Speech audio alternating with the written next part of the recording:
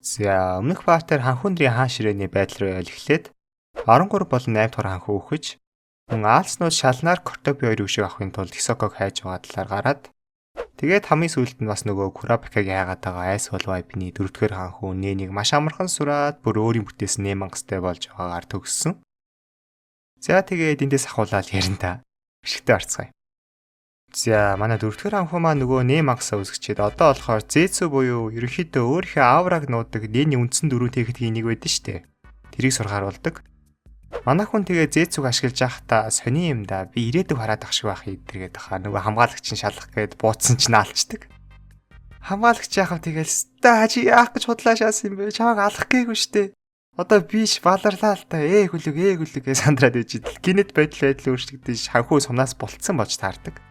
Ханхуугийн POV-гээс юу болсон бэ гэх юм бол ханхуу өөрийнхөө буудуулж байгааг хараад тэгээд буутахаас өмнө болцсон гэсэн үг. Өөрөөр хэлбэл 4-р ханхуу бүр төгс Зэцүү буюу 10 секундын дараах ирээдүг харддаг болчихж байгаа. Гэтэ энэ ирээдүгээ харахын тулд бүр нэлээл гүнзгий төвлөрч ижил харж чадж байгаа болохоор бас манай хүн ч өөрөө хэлдэг. Арай түүхийгээрээ байна. Гэтэ энэ чадвараа улам сайжруулах юм бол тэмцээнд би алах нь батаараа боллоо өдргээл өнгөрч идэл буун дуунаар бусад хамгаалагчд орж ирнэ. Тэгэд үнэхээр л хамгаалагч ханхууг бууцсан гэсэн ямар ч улмар байгааг болохоор хамгаалагч зүгээр өнгөрдөг ч гэсэн манай хүн бүр ханхуугийн аимшигтэй хорон аавра Женус байдал хамгаалагч сахиус идрээс нь бүр трауматай болсон.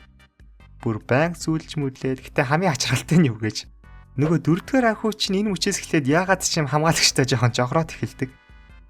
За нөгөө талд тэмцээнээс нэрээ татлаа гэдээсэн 9-р ханхуу чинь энэ тэмцээнийг зогсооход хэтэрхий оройцсон юм байна гэдгийг ухаарад харин дараачаас энэ хөгийн имийг дахиж хизээж зохиолохгүй тулд өөрөө хаан болох хэрэгтэй мэн гэж шийдээд 9-р ханхуу ч гэсэн ингээд албан ёсоор тэмцээнд оролцохоор болж байгаа. Тэгээд бас гинэс санамсаргүй шиг юм уу байдлаар нээн чадвараа нээж илрүүлээд нөгөө өөрийн тагнаж исэн 1-р ханхуугийн цэрэг рүү галсан чинь цэргийн ухамсар нь байхгүй болоод өөрийнх нь хамгаалагчийн ухамсар бие рүү н орчдөг.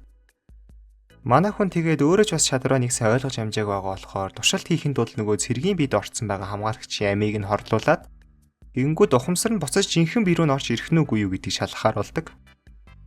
Хамгаалагч нарын ч эзэндээ үнэн чинь болохоор тушаалыг нь биелүүлсэн чинь хамгаалагчийн жинхэнэ биеийн ухаан ороос ирдэг бөгөөд хиний ухамсар бие дотор нь байна гэдгийг шалган байцааж эхэлнэ. 1-р ханхуу чинь талаар дуулаад за энэ 9-р ханхууг чинь тоохгүй байсан чинь жинхэнэ аюул нь баг энэ байсан юм биш үү тэргээ нөгөө сугны үстэйгээ цаашдаа яах их төлөвлөгөөгөө яриа сууж идэг. Курапикаш нөгөө бусад хамгаалагчдад 2-7 хоногийн дотор нээн сургана гэд амлацсан. Нэгээр нөрөөнд оруулаад нөгөө усны аргаар нээн сурах гэдэг. Гэтэ манай хүний сурах арга барил нь арай ондоо. Энгийн хүн энгийн үед бол тийм ч амархан нээн сурчихгүй шүү дээ угаасаа. Харин нээн дайралтанд өртчих юм бол илүү хурдан сурдсан байна гэсэн зүй тогтлыг Курапика ойлгоцсон. Тэгээд хамгаалагчд амархан нээн сураад байгаа гэсэн үг. Үнэхээр л амлснараа нээн сургаад байгаа болохоор хамгаалагчд ч эзэндээ энэ талаар хэлээд ханхуу нэрч Курапикаг нэлээд сонирхож эхэлнэ. За өмнөгчлөлээр гарсан нөгөө 1-р ханхууг алах гэж байгаад бүтлгүүтээ шорон торигдож байгаа 2-р ханхуу байгаа шүү дээ. Манай хүн хэдий А төлөвлөгөө бүтлгүүцсэн ч гэсэн бас нэг Б төлөвлөгөөтэй. Тэр нь юу вэ гэвэл энэ хитэн хамгаалагчд нь бүгд Ямацу Хэгуи гэдэг бүр амар аюултай чадвартай заяа. Энэ яадаг вэ гэхээр постмортем нэм буюу нөгөө үхсний дараа итгэвчдэг цөөхөн хитэн нээний нэг бөгөөд үхэхээс өмнө хин нэг хараагаад хүчингүүд тэр хүн хідэн өдөр сар жилийн дараа заавал үхдэг. Хараах чагууных нь эд зүйл эсвэл үс ч юм уу хэрэгтэй. Тэгээд тэр хүнтэйгээ ойрхон үхэх тусам хараал нь илүү хүчтэй ороод сар жилч биш бүр ямар нэгэн арга хэмжээ авахгүй бол хитэн өдрийн дотор ч үхүүлэх боломжтой гэсэн үг. Өдрөө нь харж байгаад үхэх юм бол бүр илүү хүчтэй ороод хитэн цагийн дотор ч үхүүлэх боломжтой гэсэн байлээ. Тэгээд мэдээж сэргүүд бас л ханхуудад үнэж болохоор бүгд тус тусдаа ханхууныг тоожглоод авцсан. Ушаал өглөөл бол шууд амиа орлоход бэлэн байдалтай байгаа. За одоо нөгөө 3 4 5 дахь хэсгийг тус тусдан сахирдаг мафийнхны талаар ярьцгаая.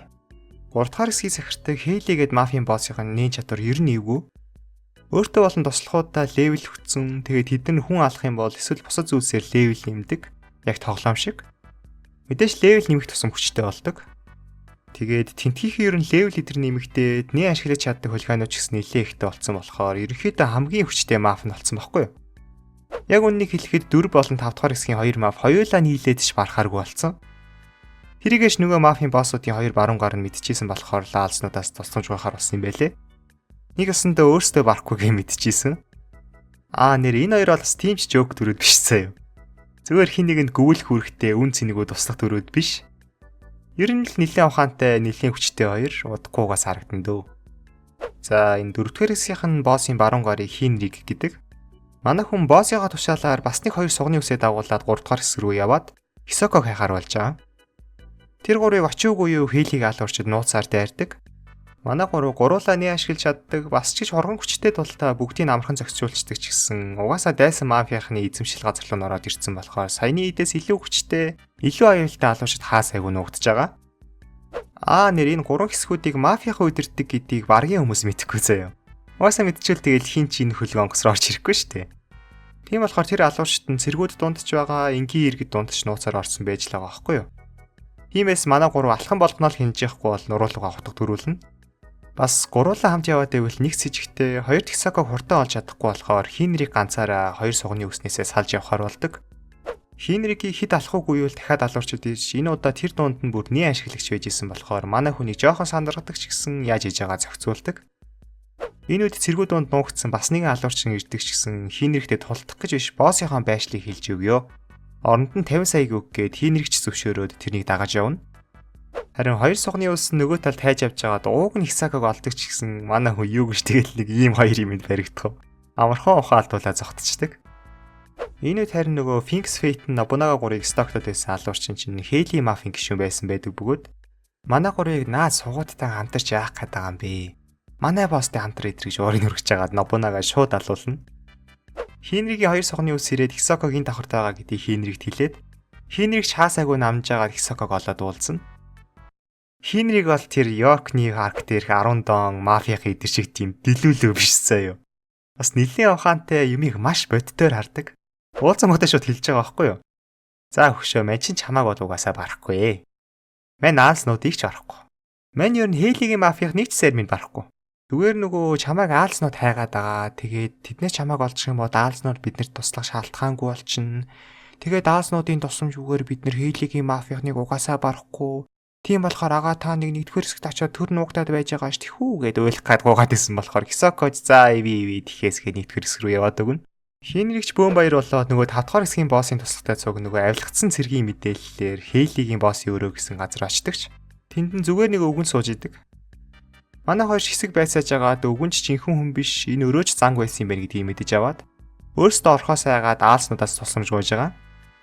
Манай гуравч тэгэл заяа хайцын алив холдчих ахнар зохицуулъя тэр занг манга хаа байна аваад тэр идэргээл энэ тэндгүү нэгжиж байгаад нэг шилжүүлдэг өрөө олцдог.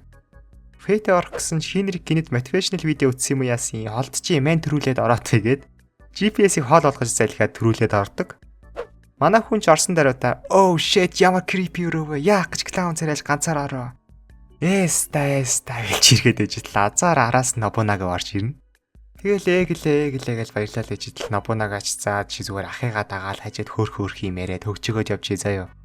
Одоогоос эндээс ойрхон байгаа гэд Хейлиг алуурчдын нуучиг олдог. Таамалс ясаар Хейлигийнхэн ч тийм цог нөхдүүд биш байдаг бөгөөд бас ядж байгаад нэгнийхэн чадвар бүр яг Нобунагийн энкаунтер байсан болохоор манай хоёрыг амархан хөөгөөд явуулцдаг. Тэр нуушиндаа зөвшөөрлгүйгээр тулдаж болохгүй учраас манай хоёр лөө дайрхгүйгээр эвтэйхэн хөөгөө явуулчих байгаа юм байлээ. За тэгээл босож Finks Fate 2 дээр очиод ямар аваа байна өөр төлөвлөгөө боловсруул идэргээл. Нөгөө талд ч ханхуу нарын тэмцэл үргэлжлээл ингээл 400 төгрөг бүлэг дуусж байгаа. Харамсалтай нь энэ бүлэг бүр 22 оны 12 сард гарсан. Одоо 2 жил гаруй өнгөрсөн ч гэсэн үргэлжлэл хараахан байхгүй л байна. Ер нь хизээ гарах нь тодорхойгүй. Зяац тэгээд ууг нь бол үнэхээр сонирхолтой болж эхэлчихлээ. Манган дургу би хүртэл сүүдрүүгээ бүр шимтэн уншаад яалтчгүй тэгэл хантрыг сантр бол мастерпис л дээ. Тэр дөрүүдийн өвчүүлэлт, плот, world building гэдэргээл үнэхээр бараг л төгсөрсөн бүтээл. Би гараг анимыг нь хүлээхгүйгээр манган гарах юм бол шууд тулгаж уншиж магадгүй юм шиг байна. Амар олон асуултад үлдсэн. Жишээ нь Хисоко аалзнуудаас хинтээ хамгийн түрүүлж тараад алцах бол нэгдүгээр ханхуу яг хэр хүчтэй вэ? Бас 9-р ханхуу болон 2-р ханхуу ч гэсэн айгүй сонирхолтой үзүүштэй дөрөв санагдаж байгаа. 4-р ханхуу бол тэгэл угаасаа ойлгомжтой шүү дээ, тий. Нэрээ 4-р ханхуу гэснээс нөгөө Хейли мафийн боссын нэг ёсны спонсор нь 4-р ханхуу байхгүй юу? Гэтэ мафийн босс гэдэг энэ нэг зөвүүн хөхөн байгаад да. Энэ бол 4-р ханхууд тиймч дуртай биш, боломжтой олдвол хизээл хутга дүрч чадхаар. Гэтэ 4-р ханхуу ч гэсэн угаасаа тэгэл жинхэнэ санааны явцсан айс холбаашгаа шүү дээ. Тэгэхээр энэ хоёр заваа санааны эцэстэй хинийхэн заваа санаа илүү тунж үлдэх нь үдэргээл сонирхолтой асуултууд бол зөндөө л байна. Зяац тэгээд нийт 60 chapter буюу бараг 60 гаруй ангийг дөрвөмжлэг хувааж ярьж өглөө. Жохон урссан байж магадгүй ч гэсэн энэ аним бол угаасаа нэлээд дурсам сэтрээсэн, носталжик, урт ч гэсэн үнэхээр гоё аялал байла.